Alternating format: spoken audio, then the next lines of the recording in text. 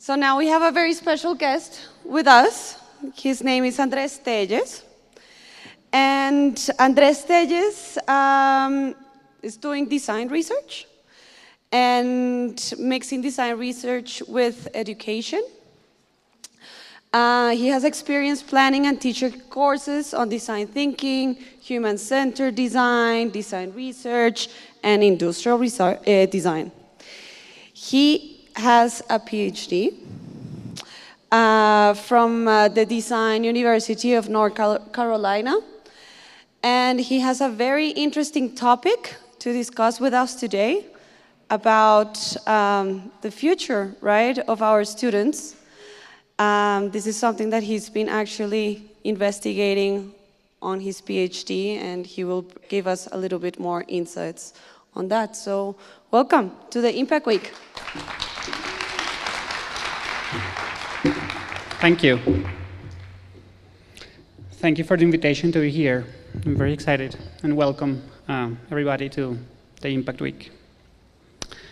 So I would like to start my talk by sharing a personal story. As I was growing up, my great-grandmother Amelia used to take care of me while my parents were studying or working. Even though she only attended primary school, she was an avid reader and a strong woman who used to tell me stories and introduce me to the world of Cheresada, Jean Valjean, and Colonel Aureliano Buendia. Around 1948, Amelia and her family lost everything they had. They were expelled out of their farm in Villeta, a town near Bogota, by armed groups that despised them from having different political opinions. So she and her family became refugees in their own country, what we call now desplazados. Amelia and her family fled to Bogota, seeking refuge with nothing more than a couple of trunks loaded with clothes. That was the only thing they had. With a lot of effort, Amelia and my grandmother Cecilia started a family business sewing clothes for schools and for companies, which allowed them to have an income and send their children and grandchildren to school. After decades of work, hard work, and dedication, they were able to rebuild their families and their lives in the city and transmit their children and grandchildren their love and passion for learning. As Amelia used to say, they can take everything from you, but what you learn, that's the only thing you can carry always with you. So my family history motivated me to dedicate my life to empowering people and others to learn and grow, and motivated the topic of today's talk.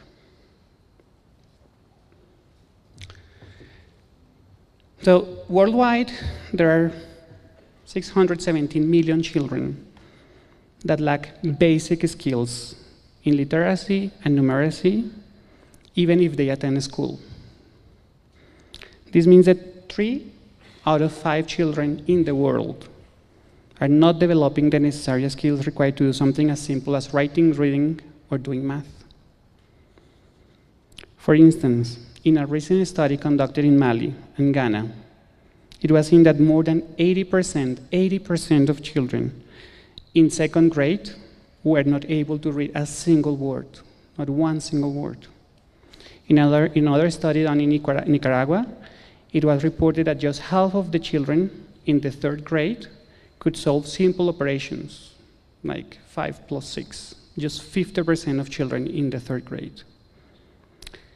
In yet another study conducted in rural India, it was observed that just half of the students in the 5th grade could read simple sentences with fluency. Half of the students, 5th grade. So imagine if this is happening with these basic, very basic skills, what is happening with other academic and non-academic skills, like creative thinking, problem solving, critical thinking, our knowledge about human rights, the understanding that we have of the role, the human role in climate change, or our understanding of ourselves as citizens. This situation is what is called the global learning crisis. That is, billions of children worldwide who are not acquiring the most basic skills, even if they attend school for several years. The consequences of this crisis, which mostly affect low and middle-income countries, are immense. The lack of appropriate literacy and numeracy skills means a lack of access to opportunities created by an economy that is increasingly more dependent on knowledge and technology. Lacking access to these opportunities means an increase in economic inequality between countries and within communities and individuals. Additionally, and this is very, very serious, in a world that's seeing the rise of nationalism, populism, nativism, and new forms of fascism, fueled by misinformation, media manipulation, fake news, massive hacking, and interference of foreign governments on local elections, the global learning crisis also represents a threat to democracy, which requires well-informed people to function properly. For a second, think about the consequences of attending school for most of your childhood and living without the capacity to read or write simple sentences or making simple calculations. Think about the consequences that this could have on your life and on the lives of your children and grandchildren. Think about the type of work that you could do, the income you could have, the quality of life that you could provide to your family, and the difficulties that you could face in your daily life. Think about the access you could have to information and your ability to understand it and make decisions based on it, if you can read a simple sentence. How will you feel when signing a contract, opening a bank account, trying to understand a political campaign promise, or receiving medical recommendations to take care of yourself or a loved one? How will you feel seeing that the education system failed in providing you with such basic skills? So, despite the many difficulties that we here face on a daily basis, we are privileged to be here today, talking about education, design thinking, social innovation, while hundreds of millions of children lack the skills to read the newspaper or calculate the change when they are buying something at a store. So, if we and most of the people we know have achieved high-level skills, where are those millions of children that attend school but are not learning enough? Well, according to UNESCO, the global learning crisis doesn't affect all countries and regions evenly. And most of children and adolescents struggling with these issues are located in low and middle-income countries. While in sub-Saharan Africa, 88% of children are not achieving minimum proficiency levels in literacy and numeracy. In North America and Europe, this figure is just 14%. In the case of Latin America, this percentage is 36%. Even though the number of children attending schools in these countries has increased dramatically in recent decades, and the number of years spent at school has increased as well, this doesn't necessarily mean that they are learning what they need to learn or are expected to learn. Schooling is not the same than learning. Attending to school is not the same than learning. For instance, in Morocco, which is a middle-income country, they tested children for reading fluency. And it was observed that almost 35% of them, when they were in second grade, they were unable to read a simple word in a single word in a simple text. And that's not the most dramatic case. In the case of Malawi, which is a low-income country, when children, again, second grade, they were tested, more than 90% of them were unable to read anything. 90%. In rural India, more than 85%. In Ghana, more than 80%. Children in second grade, they can't read. And we could go on and on and on, citing examples and cases and studies of how children worldwide are not learning the most basic skills at the pace they need to. But what we really need to ask ourselves is how this is happening when education is recognized as the most powerful tool to change the world and to change people's lives. And how this is happening when billions of dollars, billions with a B, are invested every year on education. So, according to a recent study published by the World Bank, this complex situation is happening because education systems are under powerful pressures that are not necessarily aligned with improving learning, and because they lack one or more of these four important ingredients that you can see here: prepared learners, effective teachers, appropriate resources, and skill management. For learning to happen, students need to arrive at school prepared and ready to learn. Imagine arriving at school early in the morning, feeling hungry, suffering from chronic malnutrition, and sick because you live in areas with poor sanitary conditions. Imagine that. Or imagine arriving at school after walking for several hours, lacking sleep because your stepfather hit your mother the night before. And in the morning, he scolded you for wasting your time at school instead of helping with the family farm. Or imagine being in class and feeling confused because you didn't understand the topic covered a week ago, or a month ago, or a year ago. Now, imagine arriving at school after a good night's sleep and after having a hearty breakfast made by a loving parent, feeling happy to see your friends and teachers, and proud of the homework you did the day before with the help of your parents. In what scenario will you feel better prepared to learn? For learning to happen, teachers need to be present and have the skills and motivation to teach. In many African countries, teachers just don't show up. Imagine having a class with a teacher who is not present, or who doesn't seem motivated or connected with the students, or has good intentions but doesn't know about the topic, or whose classes are terribly boring because they consist mainly in lectures without any practical work. Now, imagine having a class with a teacher who is passionate about her work, who deeply knows about the topic, who is supportive and cares about the students, and who uses different methods to teach so that all the students can learn according to their preferences. With what teacher would you like to have a class? The first one or the second one? For learning to happen, instructional resources need to reach students and be used properly. Imagine a school that lacks books, or whose books are outdated or in poor conditions. Or a school that invested in new computers, but these are kept away from students or used to teach them just how to type. Or imagine a classroom designed for 20 students where more than 60 have to share tables, chairs, books, and a single teacher. Now, imagine a school with a nice and well-lit library where children can study with their friends, read books, or use the computer lab to do their homework. Or a classroom with no more than 20 students, a teacher and a teaching assistant, where each student has her own space to work and keep her books, lunchbox, and other belongings. In what school would you feel more comfortable and better equipped to learn?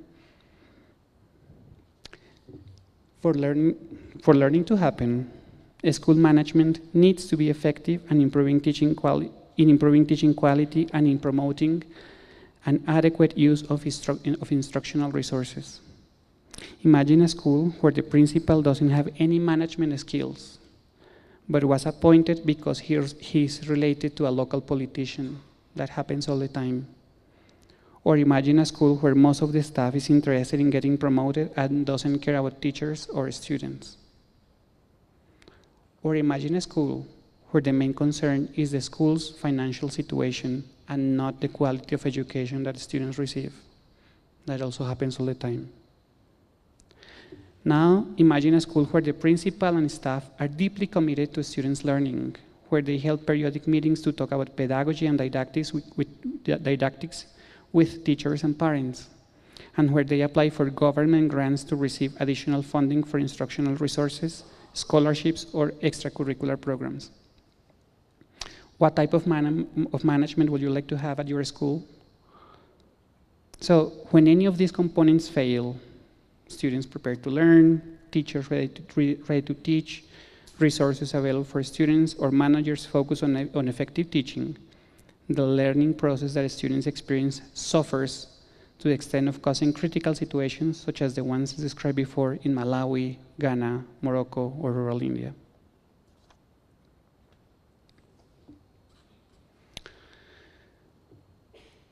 So the global learning crisis is not just a waste of resources for developing nations, but what's more important, it's a broken promise to our childhood, a broken promise to children from disadvantaged communities for whom education was supposed to offer greater access to good jobs, higher salaries, better healthcare, and increased security.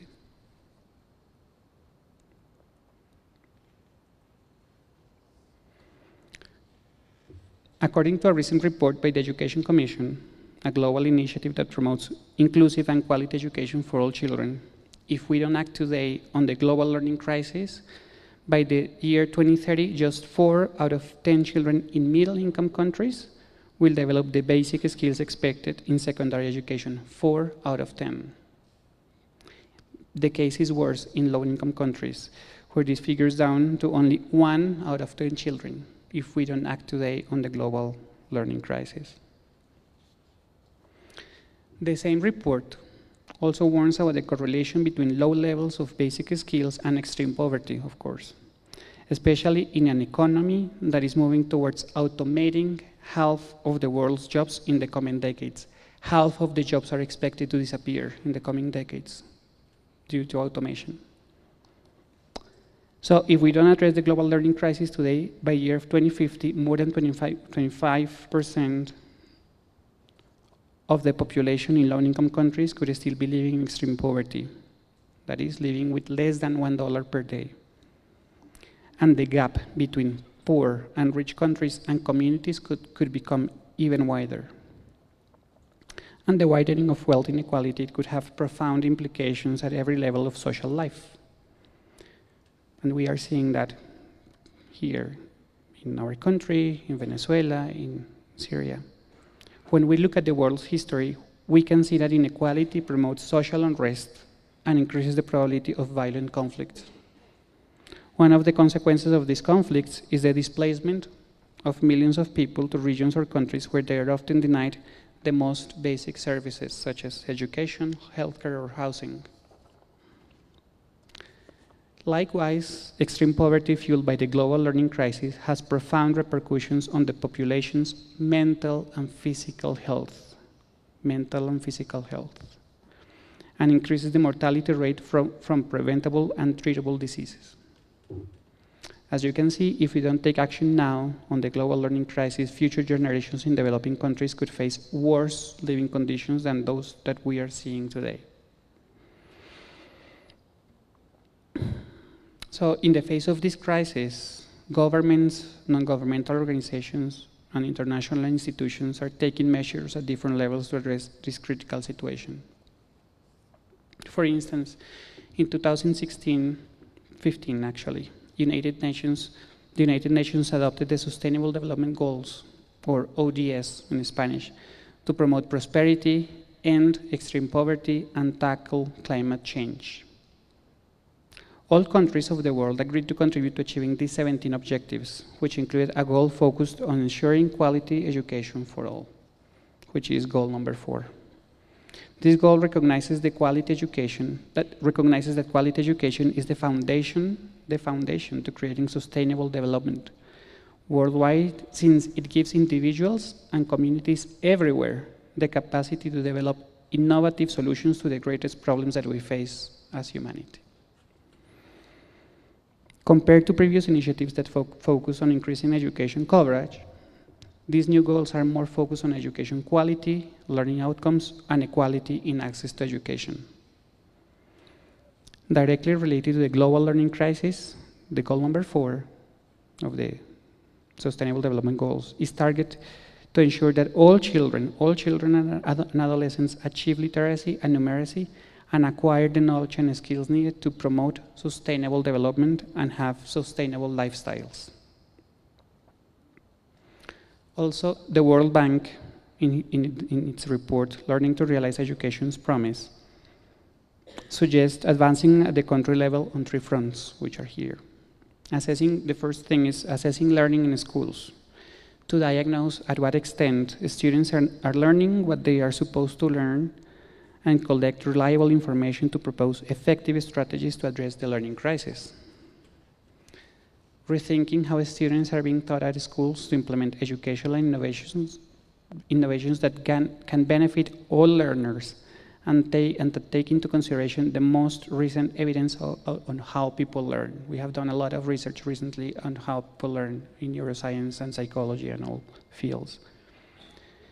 The new teaching and learning, also to take advantage of the new teaching and learning possibilities opened by digital technologies and the experience of dozens of countries, such as Vietnam, Singapore, or South Korea, that have improved their education systems dramatically in a few decades.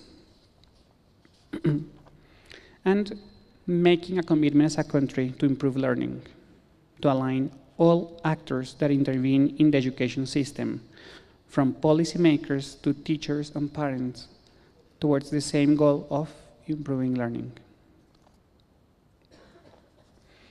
At the country level, there is a great example in Brazil, which is the Media Center for Education.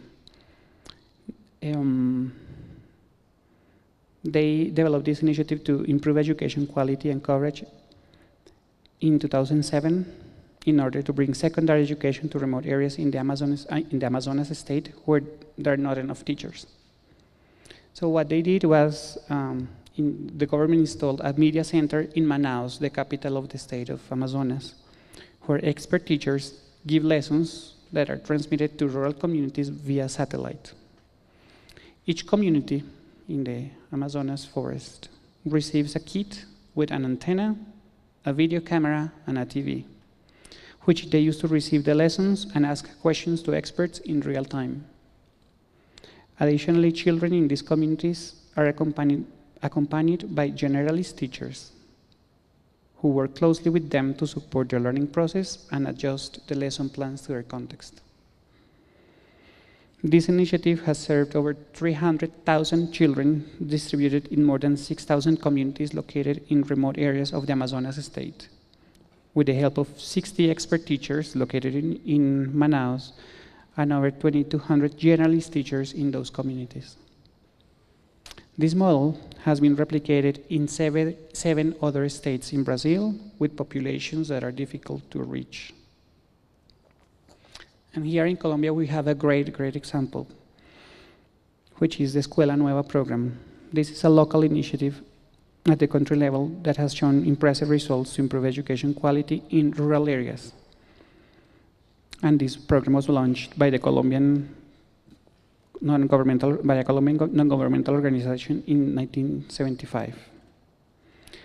The program has a student-centered approach that recognizes the differences in age and levels of ability of children attending rural schools. If you haven't been in a rural school in Colombia, basically it's a room where children of all ages are taking the same class at the same time, regardless of the grade that they were supposed to be in. So it proposes, again, a multi-grade teaching style, all children in the same room, but based using different textbooks, small group work, self-paced work, and lessons connected to students' context, they can teach students individually and in a personalized way. The program is characterized by extensive training that is provided to teachers on developing curricula and lesson plans based on the needs of rural communities and the support that they receive to improve their teaching practices. Additionally, the program provides training to supervisors so that they can advise teachers on topics related to pedagogy. A lot of studies have been conducted on understanding the impact of this program in Colombia, and these studies have shown that students who attend schools that follow this Escuela Nueva program perform better reading, writing, and mathematics than students who attend traditional rural schools. Given the success of the program, it has been adopted in 16 other countries around the world. So these programs are just a sample of the initiatives that currently are being implemented to improve education and fulfill the promise of quality education for all learners. However, most of these initiatives require huge investments, very large teams, and a long time to be implemented and produce visible results. Additionally, most of these initiatives are focused on promoting literacy and numeracy, that is, the ability to read, write, and work with numbers. However, they leave behind other skills required to address the challenges we're facing today, such as creativity, critical thinking, communication, collaboration, adaptability, leadership, or civic literacy. So, as a consequence, I would like to leave open the following questions I'm going to present for you to consider during this Impact Week when working on your design projects.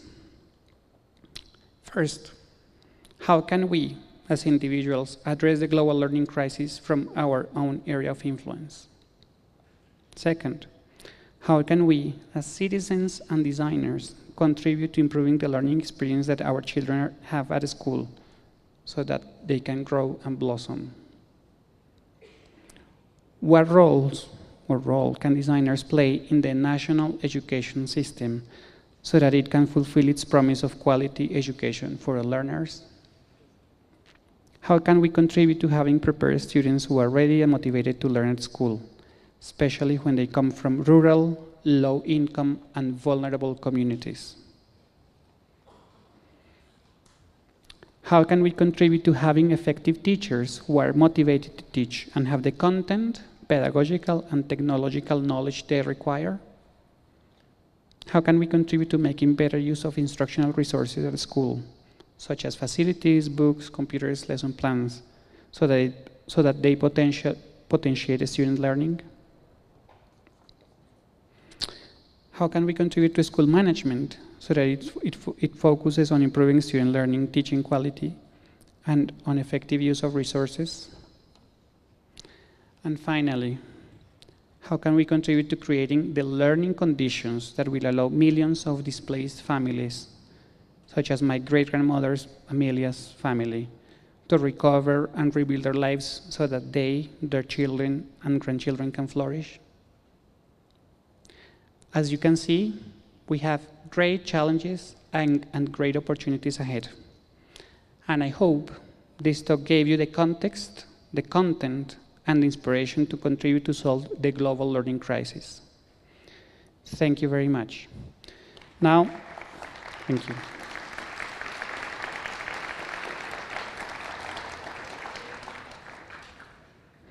Now I'd like to open the floor for questions. We have, unfortunately, time for just one question. Who wants to be that person? Nobody? Really? Yes, please. Escuela Nueva, entonces, and then it's a program that started in 1975? It was created in 1975. Okay. Mm-hmm. And it's a set of teaching tools, or is a distance learning program as the others? The program is focused on training teachers and creating materials, like instructional materials for helping learners from different ages and levels of ability to have a personalized learning process while they share a common space. Because in rural schools, children from all ages are taking classes at the same time. So that's a way for them to give them a more active approach to learning by following and giving them the tools to promote that individual or individualized learning.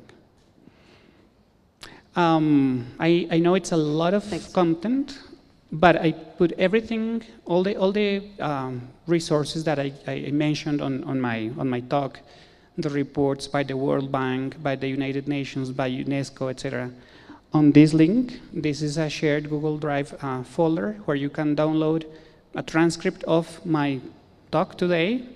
You can download the slides. You can download all the content, all the articles and reports that I use for informing my talk, and also a list of other resources that I didn't mention, but also I consulted for preparing this talk. So the intention of this is for you to use this information for your projects, for your, especially, of course, the projects that you're going to do during the Impact Week. Thank you very much. Thank you. Thank you very much. We have something small to give you. Thank you for your time. And I hope you got a little bit more inspired about the track in education and your personal life as well.